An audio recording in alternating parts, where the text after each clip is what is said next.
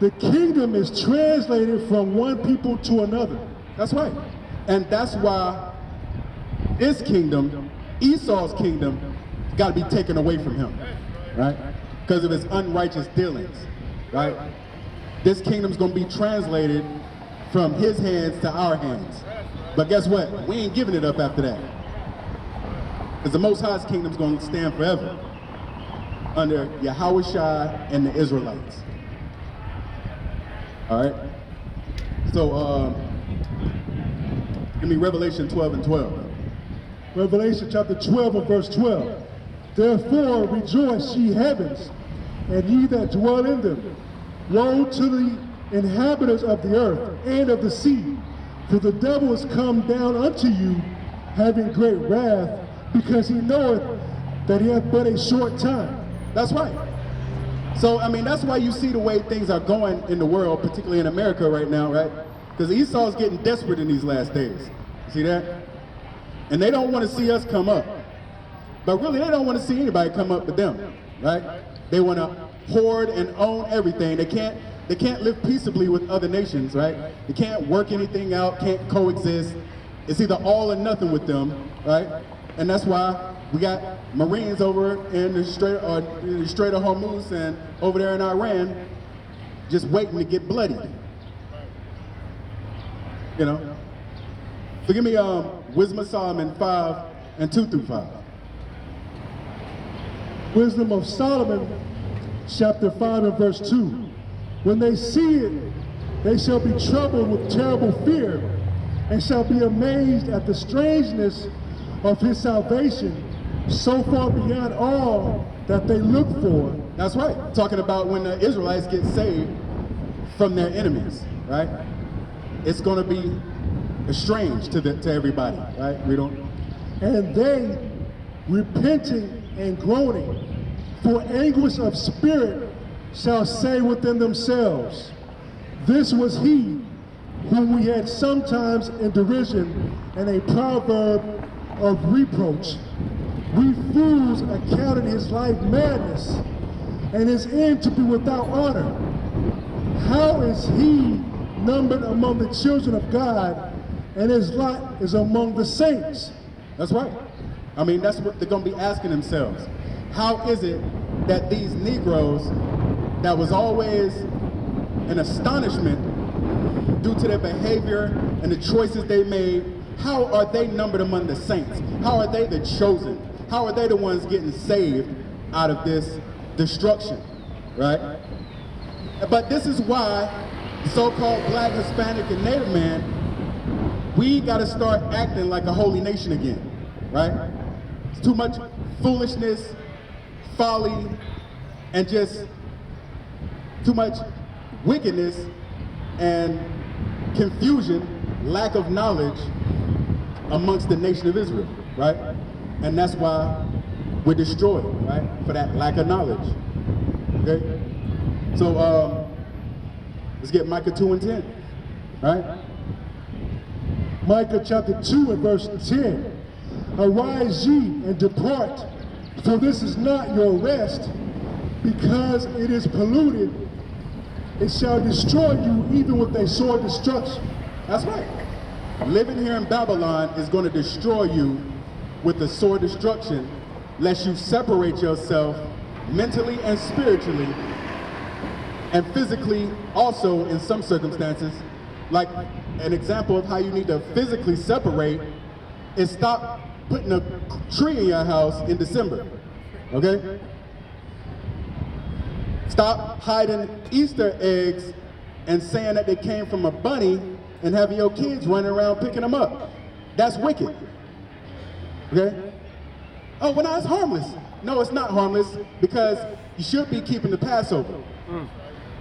So that's why it's not harmless. Also, it's not harmless because you're going to get your head chopped off for disobeying the Most High. So it's not harmless, okay? Leave that to the heathens. All right? We're not supposed to be doing that pursuant to Jeremiah 10. All right?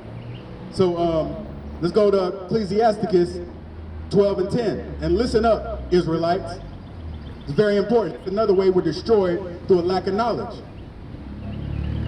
Ecclesiasticus chapter 12 and verse 10. Never trust thine enemy, for like as iron rusteth, so is his wickedness. Though he humble himself and go crouching, yet take good heed and beware of him. And thou shalt be unto him as if thou hast wiped a looking glass. And thou shalt know that his rust have not been altogether wiped away. That's right. Don't trust your enemy, right? And who is our enemy? Well, according to the Bible, is who the Israelites were sold to when they came over to where the ship landed. Those are the enemies. So-called white man, right? That's your enemy, blacks, Hispanics, and natives, right? And that should be crystal clear, right? Just because, you know, they integrated things, you still don't have their respect, okay? They don't see you as their friend or their brother, but they do see you as their employee, right? The person who brings them in the money, right? Sometimes they're representative, but not your friend, right? And not your partner. And you should think of them the exact same way, right? You got 12 tribes, 11 other tribes than the one you're in to befriend and trust in, right? Keep the so-called white man and the heathens at an arm's length, and life will be a lot smoother for you. You won't have so many disappointments, right? So let's jump down, 13. Ecclesiasticus chapter 12 and verse 13. Who will pity a charmer that is bitten with a serpent, or any such as come nigh wild beast? Right. So if you want to intermingle yourself among the heathens and the other nations, the Gentiles, hey, don't ask for no pity, and we ain't gonna feel bad for you when you get destroyed, when you get tricked, when you get conned, scammed out of your money, your business, your seat, your place, right? Because the Most High already told you, never trust your enemy, right? Read on. So one that goeth to a sinner and is defiled with him in his sins, who will pity? Well, verse 16, an enemy speaketh sweetly with his lips, but in his heart he imagineth how to throw thee into a pit. He will weep with his eyes, but if he find opportunity, he will not be satisfied with blood. If adversity come upon thee, thou shalt find him there first. And though he pretend to help thee, yet shall he undermine thee. That's right. And, you don't really need to break that down too much. That is clear. You got to deal wisely and carefully with the enemy, right? Because as long as he's here, he's looking to oppress us, okay? So you need to keep that in the forefront of your mind, right? It's fine, you shake hands with him, nod your head at him, speak kindly to him, right? It's supposed to be peaceable with all men. But don't trust him and don't sit him next to you, or he's going to try to overthrow you, right? Because he can't help himself, right? There's no objections to that, all right? So give me Ecclesiastes 7 and 7, right? Ecclesiastes chapter 7 and verse 7. Surely oppression maketh a wise man mad, and a gift destroyeth the heart. That's right. And he wants to drive you crazy and destroy your mind, right? That's why he continues to oppress you, so-called black, Hispanic, and Native man, right? He's not about to let up. Just because you got on the same uniform as him and you fighting next to him, he's fighting for something different than you, right? Because you're fighting for a check, you're fighting to feed your family. He's fighting for world dominance to keep you and all the other nations beneath him. But his time, his days are numbered, right? That's what he has to realize, okay? So people might say, well, that's all y'all do is complain about the white man. You're whining and you're asking for this and that.